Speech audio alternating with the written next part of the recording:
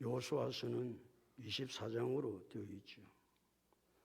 24장으로 되어 있는 여호수아서는 1장에서 12장까지를 전반부라고 그러고 14장에서 24장까지를 후반부라고 그럽니다. 칼로 두부를 자르듯이 명확하게 1장에서 12장, 13장에서 24장을 여호수아서는 잘 구분하고 있습니다. 1장에서 12장까지는 전반부인데 가나안 정복의 역사를 기록해 놓고 있습니다. 가나안 정복을 어떻게 했는가? 1장부터 12장까지가 가나안 정복에 대한 역사를 자세하게 기록하고 있습니다. 13장부터 24장까지는 가나안 땅을 분배받는 과정, 어떻게 가나안 땅을 분배했는가? 또 분배하고 난 이후에 가나안 땅에서 어떻게 정착하고 살게 되어졌는가? 정착 과정을 자세히 기록해 놓은 것이 13장부터 24장의 내용입니다. 우리는 전반부를 자세히 공부를 했고 후반부에 들어서서 공부를 합니다. 후반부에 들어서서 하나님께서 여호수아에게 말씀하셨던 말씀이 1절에 기록되어 있는데 뭐라고 말씀하시는지 1절 다 같이 읽겠습니다. 시작.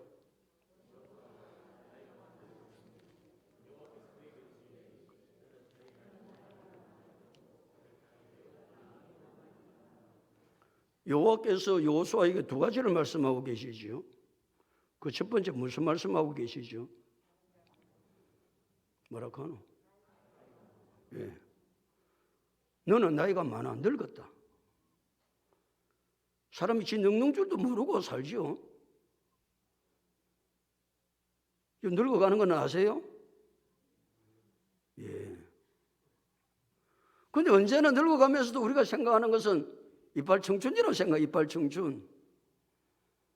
이제 이래서 문제가 생기는 겁니다. 나이가 들면 너는 나이가 많아 늙었다. 왜 하나님께서 여호수아한테 너는 나이가 많아 늙었다고 이야기를 상기를 시켜주고 있습니까? 여호수아가 7년 동안 줄곧 했던 것이 무엇입니까? 아니, 가나안 땅에 들어와서 7년 나눠놓고 모세의 부관으로 여호수아는 가나안 땅을 출발해서 나오다가 아말렉 족속을 만납니다. 적을 만났을 때 지도자 모세는 산 꼭대기에 올라서 기도할 때 부관인 여호수아에게 모세가 명령했던 것이 무엇입니까? 너는 백성들과 더불어 이스라엘 아말렉 자손과 싸우라는 것이었습니다. 그러니까 여호수아는 그때부터 모세의 부관으로서 아말렉과 전쟁을 치르면서 가나안 땅을 들어오게 됩니다. 가나안 땅에 들어와서 여호수아는 7년 동안 하루도 그러지 아니하고 밤낮으로 싸움을 했던 싸움꾼입니다. 근데 여호와께서 여호수아에게 말씀하시는 겁니다. 너는 나이가 많아 늙었다. 그 말이 무슨 말이겠어요? 너는 싸움 못한다. 이 정도면 네가 했던 사명은 다 끝났고 이제는 네가 나이가 많은 줄을 알아야 된다. 그렇게 말씀하시는 거 아니에요? 사람은요, 나이가 많으면 노탐이 더 생긴다고. 노탐. 사람이 노탐이 생기는 거예요. 나이가 들면 정리를 하고 인생을 정리를 할 시간이 되면 정리를 해야 됩니다. 우리가 나이가 들면 정리해야 될 가장 중요한 정리는 무엇입니까? 이 땅에서 내 인생의 삶을 어떻게 살았는가 살펴보고 이제 하나님 앞에 갈 때가 가까웠으니까 내가 하나님 앞에 갔을 때 어떻게 해야 될 것인가를 정리를 해야 될 시간, 우리 정리 잘해서 하나님 앞에 갈 수 있기를 축복합니다. 노탐을 버리라는 겁니다. 너는 죽을 때가 되었다는 겁니다. 여호수아는 좀 이따가 죽거든요. 여호와께서 이 말씀을 하시고 나서.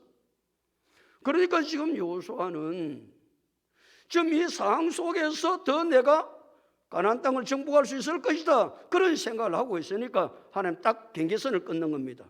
이까지다. 너는 노탐을 버리라.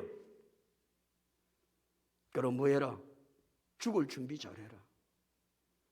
하나님 앞에 갈 날을 잘 정리하고 살아라. 나이가 들면 뭐 하겠어요? 기도하면서 인생의 삶의 마무리를 하고 내가 하나님 앞에 갔을 때 어떻게 주님 앞에 설 것인가를 생각하고 믿음으로 살아야 마지막 정리를 잘하고 살아야 되지 않겠습니까? 두 번째, 여호와께서 여호수아에게 하신 말씀이 그 다음에 무슨 말씀을 하고 계세요? 두 번째 무슨 말씀을 하고 계시냐고요? 얻을 땅이 매우 많이 남아있도다. 얻을 땅이 매우 많이 남아있다라는 거요. 12장에서 마무리할 때는 가나안 땅을 다 정복했다고 말씀하고 있는데 얻을 땅이 매우 많이 남아있다라는 거요. 그럼 어때? 가나안 땅을 정복했다는 말은 무슨 말입니까? 종료 거점만 정복했지. 가나안 땅이 서편 땅, 요단, 서편 가나안 살고 있는 왕이 여호수아가 죽인 왕이 몇 명입니까? 31명입니다. 31명, 31성읍을 그 가장 중요한 거점만 여호수아가 정복을 했지 아직도 많이 땅이 남아있는 거요. 저기 많이 남아있는 거요. 그래서 이제는 내가 주어진 사명은 다 했고 이제는 이 얻을 땅이 매우 많이 남아있는 땅은 이제는 누구에게 맡겨라? 9지파 반에게 맡기고 그 9지파 반이 이제는 얻을 땅이 매우 많은 땅을 정복해 갈 것이다 말 때까지, 하나님의 나라가 온전하게 이루어질 때까지 그 말씀을 하고 계시는 거예요. 이 말씀은 예수 그리스도께서 아까 논수마귀 사단 대적을 십자가 위에서 아니 죽은 지 사흘 만에 3만 것에 깨뜨리시고 무덤 문을 여시고 부활하심으로 예수님의 사단의 모든 대적을 물리쳐 주신 줄로 믿습니다. 그러나 여전히 지금도 이 땅은 사단이 지배하고 있습니다. 우리가 채해야 될 땅이, 얻을 땅이 아직도 뭐하고 있다고요? 매우 많이 남아있다는 사실을 영적으로 우리에게 가르쳐주고 계시는 거예요. 중요한 거점은 점령했지만, 정복했지만, 싸워서 여호수아 이겼지만 여호수아의 이름이 무엇입니까? 예수라는 이름 아닙니까?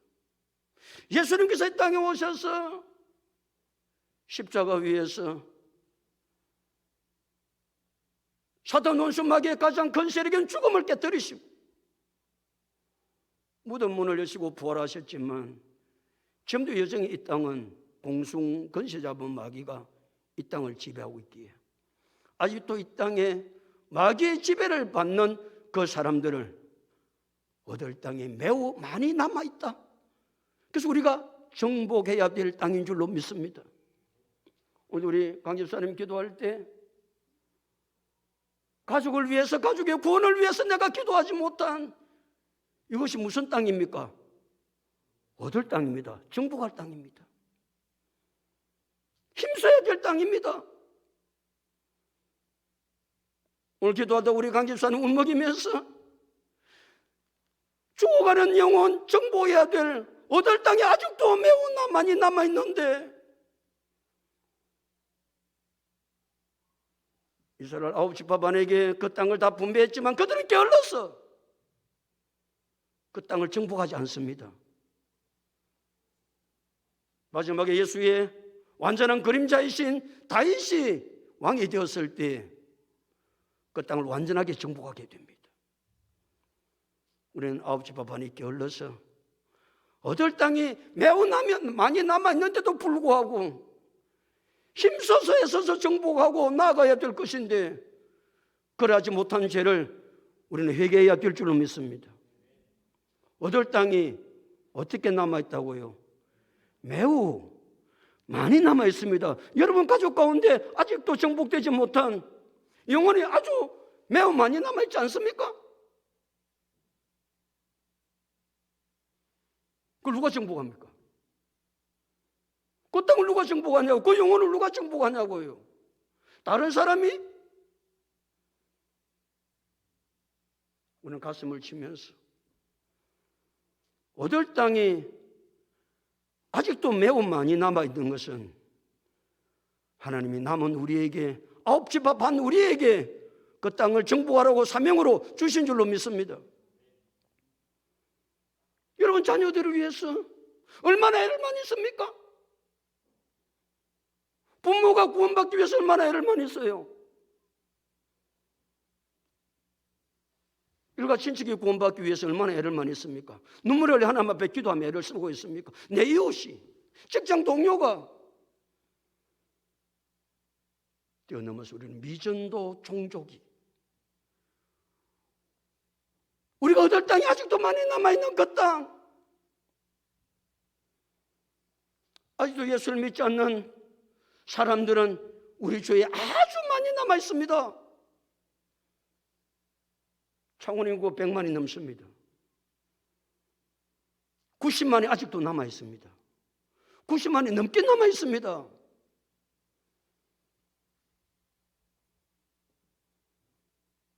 여호와께서 여호수아에게 말씀하십니다. 얻을 땅이 마다고요, 많이 남아있다. 이 사실을 기억하고 아홉 집 밥 안에게 땅을 분배하면서 너희가 정복해야 될 땅임을 알고 게으르지 말고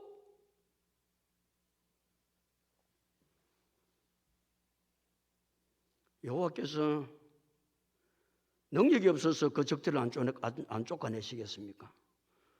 그 땅을 정복 안 하시겠습니까? 왜 하나님께서, 그 능력 많으신 하나님께서 하루아침에 순식간에 그 대적들을 다 물리치고 정복할 수 있을 것인데도 불구하고 왜 하나님 그들을 남겨두실까요? 우리가 영적으로 나태할까 봐서, 영적으로 깨어서 그 일 때문에 하나님께 매달리고 하나님을 의지하고 살아라고 그 대적들을 오늘도 우리 곁에 두었다는 사실을 아홉 집합 반에게 나누어 주면서 그들이 사는 그 땅에 그 대적들이 여전히 그게 남아있는 것입니다. 오늘도 우리의 믿지 않는 가족이 내 옆에 있고 남편이 예수를 믿지 않기 때문에 대적 같고 아내가 예수를 믿지 않기 때문에 그것이 대적 같은, 어쩌면 내 삶의 곁에 고난이 있고 내 삶의 곁에 시련이 있고 내 삶 곁에 역경이 있는 것은 하나님이 우리를 깨우기 위한 방법임을 기억하시고, 그게 없으면 영적으로 깨어 있겠습니까? 그래도 안 깨는데 대적이라도 있어야, 깡구장거리는 것도 옆에 있어야, 환난에도 옆에 있어야, 고통이라도 옆에 있어야 우리 하나님을 의지하고 하나님을 신뢰하고 믿음으로 정신을 차려서 살지 않겠습니까? 사람은 얼마나 게으른지 잘 아시잖아요. 옛날 어른들이 뭐라고 그럽니까? 서 있으면 마고 싶고 앉고 싶고, 앉고 싶으면 앉아있으면 뭐 하고 싶은 게 인간입니까? 눕고 싶은 게 인간입니다. 그게 인간이에요. 그러나 하나님은 우리 인간의 게으름과 나태함을 잘 알고 계시기 때문에 내 곁에 그와 같은 상황들이 저기 있어야 내가 정신을 차리고, 내 힘으로 할 수 없으니까, 고난이 내 곁에 있어야 내 힘으로 할 수 없으니까 사도 바울은 능력의 사도가 되어서 자기 몸에 있는 손수건을 펴서 아픈 자에게 얹으면 병든 자가 벌떡벌떡 일어났습니다. 세상에 이런 능력자가 어디에 있을까요? 사도 바울은 자기 앞에 차고 있던 앞치마를 끌어서 귀신에게 얹으면 귀신이 떠나갔습니다. 사도 바울은 자기가 병이 걸려 질병 가운데 고통을 당해서 하나님 앞에 간절하게 3번 기도합니다. 하나님, 내 이 질병의 가시를 내게서 제하여 주옵소서. 그때 하나님께서 고린도후서 12장 7절에서 내가 이것마저지 않으면 내가 자만해서 못 산다. 그래서 네 곁에 이 가시를 남겨둔다. 이것이 네게 은혜다.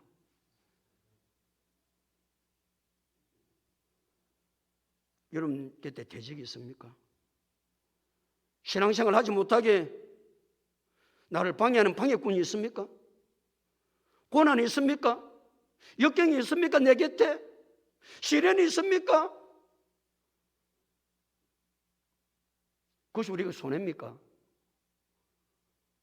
그것이 우리에게 손해가 아니고 그것이 나를 영적으로 깨워서 주님 의지하고 믿음으로 살게 하는 하나님의 방편임을 생각하고 그때마다 정신을 차리고 하나님 의지하고 영적으로 깨어 일어나야 될 줄로 믿습니다.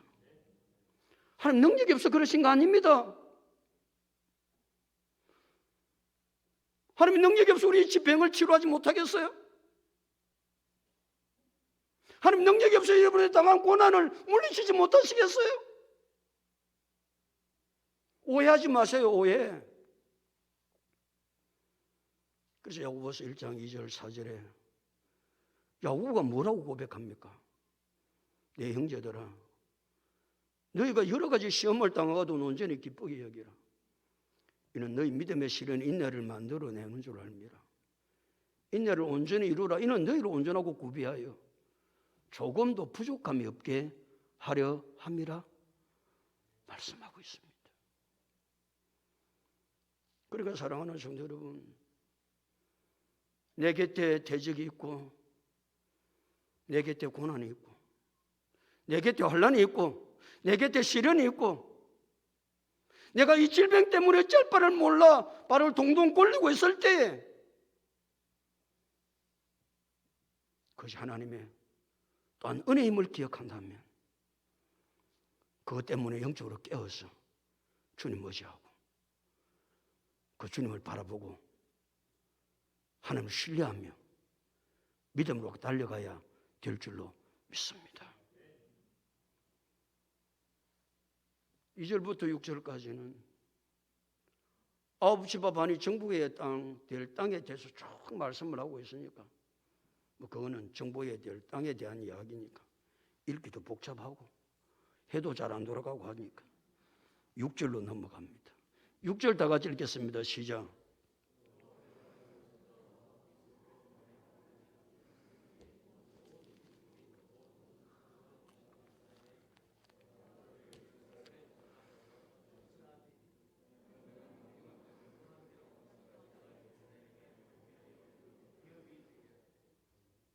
예. 내가 읽을게.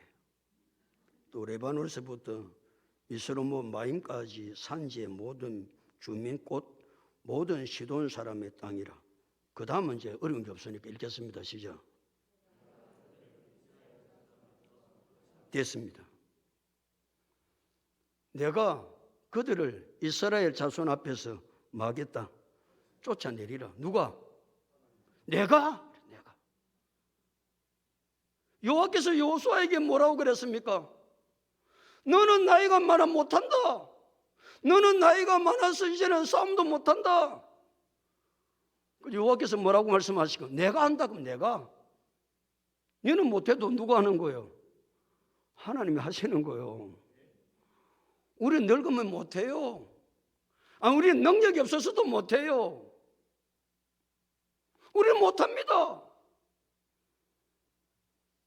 그래, 내가 못한다고 하나님이 못하세요? 내가 못한다고 하나님이 못하시냐고요. 하나님 말씀하시는 거예요. 너는 나이가 많아 못해도 누가 한다? 내가 한다. 하나님이 하신다고 말씀하시는 하나님이 하신다고. 사람은 세월이 지나면 늙어서 힘도 떨어지고 할 수 없는 것이 인간입니다. 인간은 한계가 있습니다. 그리고 우리 하나님은 한계가 없으시잖아요. 하나님은 마음만 먹으시면 지금도 언제든지 천지 만물을 창조하셨던 것처럼 지금도 새롭게 역사를 창조하실 수 있는 능력이 하나님께 있습니다. 그래 내가 못한다고 자꾸 하나님도 못할 것이다 그렇게 생각하고 움츠러들지 말라 그 말입니다. 하나님 말씀하시죠. 너는 늙어 못해도 누가 한다고요? 내가 한다니까. 내가 한다니까. 그리고 우리는 언제나 전능자이신 하나님을 신뢰해야 됩니다. 그 하나님의 능력은 천지 만물을 창조하실 그 능력은 지금도 여전하시고, 그래서 히브리서 13장 8절에 뭐라고 그랬습니까? 예수 그리스도는 어제나 오늘이라 영원토록 동일하신 줄 아냐? 나는 영원 전부터 해서 천지 만물을 창조했고 영원까지 그 능력을 취하지 아니하며 그 하나님 오늘도 우리와 함께 하시고 우리의 기도를 들으시고 우리의 길을 인도하시고 우리를 성령케 하시고 우리를 새롭게 하실 능력이 그분께 있는 줄로 믿습니다. 너는 나이가 많아 못해도 여호와께서 뭐라고 말씀하신다고요? 내가 한다. 내가 한다. 다시. 그들을 이스라엘 자손 앞에서 쫓아내리니 여호수아가 해야 될 일이 한 가지가 있습니다. 그 다음 읽습니다. 시작.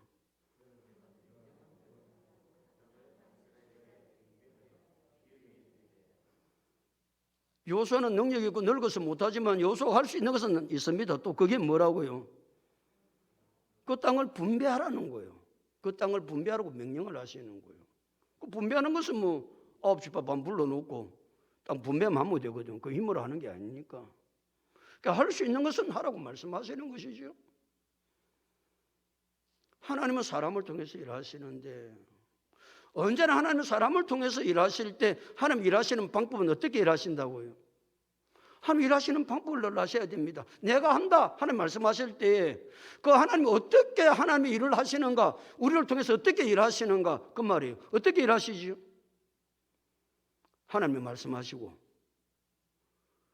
그 말씀을 내가 믿음으로 받아 순종하면 그 일을 이루시는 분은 하나님이십니다. 그게 하나님 일하시는 방법입니다. 하나님 일하시는 방법은 간단합니다. 하나님이 뭐 하신다고요? 말씀하세요. 하나님은 언제나 우리에게 말씀을 주세요. 그러면 내가 해야 될 일이 무엇이지요? 믿고 순종하는 거예요. 그리고 여러분 보고 일하라고 그러시는 게 아니에요. 믿고 순종하면 그 일은 누가 하겠다? 하나님 내가 하시겠다는 거예요. 여러분 어려운 게 아무것도 없습니다. 하나님 일하시는 방법은. 여러분 내가 뭘 해서 되는 줄로 착각하고 그런 것이 아니고 하나님은 단지 우리를 도구로 사용하실 뿐입니다. 하나님 어떻게 일하신다고요? 먼저 말씀을 주세요.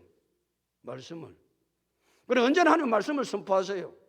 말씀을 선포하면 내가 해야 될 일은 뭐라고요? 믿음으로 반응해서 순종하는 일을 하면 그 일이 어떤 일이든지 태산 같은 일이든지 안 되는 일이든지 불가능한 일이든지 그 일을 이루시는 분은 누구시다? 하나님 이루어 가시는 줄로 믿으세요. 이게 믿음의 역사, 믿음의 역사. 믿음의 역사. 그러기에 우리는 단지 도구로 사용되었을 뿐이기 때문에 그리고 우리는 언제나 그 일은 누가 했다고 이야기하는 거예요? 하나님이 하셨다고. 그래서 그러는 거예요. 그것이 누구의 은혜였다고? 하나님의 은혜였다고. 왜? 나는 단지 도구로 사용되었을 뿐이기 때문에 그런 거예요. 그런데 거기 내가 일을 이룬 것처럼 생각하면 나를 드러내고 내가 했다고 자랑하고 하나님의 은혜는 온데간데 없고 하나님의 성취하신 일은 온데간데 없고 자기가 한 것으로 자기를 드러내는 그런 삶을 살아갈 수밖에 없는 존재가 우리인데, 그런 언제나 하나님이 일하시는 방법은 하나님이 말씀하시고 그 말씀을 믿음으로 받아 순종하기만 하면 그 일 어떤 일이든지 간에 하나님이 그 일을 성취해 가신다. 나는 단지 도구로 사용된 것밖에 없다. 그래서 하나님이 일하셨다고. 그래서 하나님의 영광을 드러내는 것이고 그래서 그것이 하나님의 은혜였습니다. 그렇게 고백하게 되는 것이다 그 말이에요. 그래서 여호와께서 여호수아기 7절 다 같이 읽습니다. 시작. 너는 이 땅을 9지파와 므낫세 반지파에게 나누 기업이 되게 하라 하셨느니라.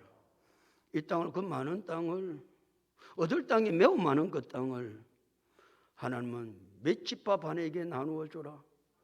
9지파 반에게 나누어 주라고 그랬습니다. 12지파인데 왜 9지파 반입니까?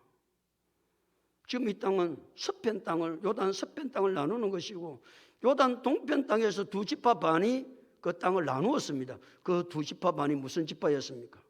르우벤 지파와 갓 지파와 므낫세 반 지파는 이미 요단 동쪽 땅을 기업을 받았기 때문에, 기업받은 그들에게 주지 않고 9지파와 므낫세 반 지파, 그러니까 9지파 반, 그 기업의 땅을 나누어 주라고 하셨습니다. 그래서 기업이 되게 하라.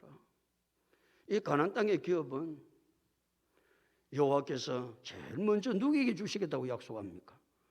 아브라함에게 주시겠다고 약속합니다. 그때가 역사적으로 언제입니까? BC 2000년입니다. 아브라함의 시작은 역사적으로 BC 2000년에 시작됩니다. 모세가 언제 하나님께로부터 부름을 받습니까? 약 BC 1500년에 부름을 받습니다. 지금 여호수아가 이 땅을 정복할 때 BC 약 600년, 그러니까 600년의 세월이 흘러서 BC 1400년 정도가 되는 때입니다. BC 1000년도는 누가 역사 속에 등장합니까? 다윗이 등장합니다. BC와 AD의 분기점은 예수 그리스도 이 땅에 탄생하시고, 그래 BC 2000년 아브라함, BC 1000년 다윗, BC와 AD의 역사의 분기점 예수 그리스도, 역사의 주인이신 예수님 오심으로 BC와 AD가 나누어지는 역사의 주인 예수 그리스도. 우리는 그 역사는 대충 머리에 있어야 성경을 읽어갈 때 역사의 흐름을 알 수 있습니다. 중간 하나 더 집어넣는다고 한다면 BC 1500년은 모세의 역사가 거기서 시작됩니다. 정확하게 몇 년 그래 하기는 어렵지만 그렇게 큰 덩어리는 알고 있어요. 하나님께서 BC 2000년에 아브라함에게 이 가나안 땅을 주시겠다고 정복하라고 말씀하셨는데, 주신다고 말씀하셨는데, 여호수아가 600년의 세월이 지난 후에 여호수아가 가장 중요한 거점들은 정복하게 됩니다. 근데 놀라운 것은 말이죠, 창세기 1장 27절, 하나님이 자기 형상 곧 하나님의 형상대로 사람을 창조하시되 남자와 여자를 창조하시고, 28절, 하나님이 그들에게 복을 주시며 하나님이 그들에게 이르시되 생육하고 번성하여 땅에 충만하라. 그 다음에 무슨 말씀을 하십니까? 땅을 정복하라 말씀하십니다. 인간이 처음에 이 땅에 태어났을 때부터, 창조되었을 때부터 하나님이 인간에게 준 미션이 있습니다. 그것이 이 땅을 뭐하라는 겁니까? 정복하라는 겁니다. 계속해서 하나님은 이 땅의 사람들에게, 태어나는 사람들에게 이 땅을 정복하라고 우리에게 미션을 주고 계십니다. 사명을 주고 계십니다. 누가 재림할 때까지? 예수님이 재림하실 때까지 우리에게 주어진 미션은 땅을 정복하는 것입니다. 땅을 정복해야 이 땅에 누가 재림하신다? 하나님의 나라가 온전히 임할 수 있도록 예수님이 재림하십니다. 그래서 마태복음 24장 14절에 이 천국 복음이 모든 민족에게 정언되기 위하여 온 세상에 전파되리니 그제야 끝이 오리라. 인간이 이 땅에 존재할 때부터 하나님 인류에게 주신 미션은 땅을 정복하랍니다. 누가 올 때까지? 예수 그리스도 오실 때까지. 지금도 이 미션은 변함없습니다. 지금 이스라엘 백성들이 그 가나안 땅을 정복하라, 얻을 땅이 매우 많이 남아있다. 이 모든 말씀은 영적으로 동일한 말씀으로 우리에게 주어지는 하나님이 주신 미션입니다. 이 땅을 복음으로 정복해야 우리가 그 사명을 감당해야 예수님의 재림의 때를 당길 수 있는 줄로 믿습니다. 주의 재림의 길을 예비하는 자가 누굽니까? 복음으로 이 땅을 정복하는 자들입니다. 아직도 얻을 땅이 뭐하다고요? 매우 많이 남아 있습니다. 아직도 험의 건세에 세매는 자들이 아주 많이 남아 있습니다. 하나님은 그 땅을 정복하라고, 그 영혼들을 정복하라고 우리에게 사명 주셨음을 한시도 잊어버리지 아니하고 우리에게 주어진 사명을 잘 감당할 수 있는 우리 모두가 다 될 수 있기를 예수 그리스도 이름으로 축복합니다.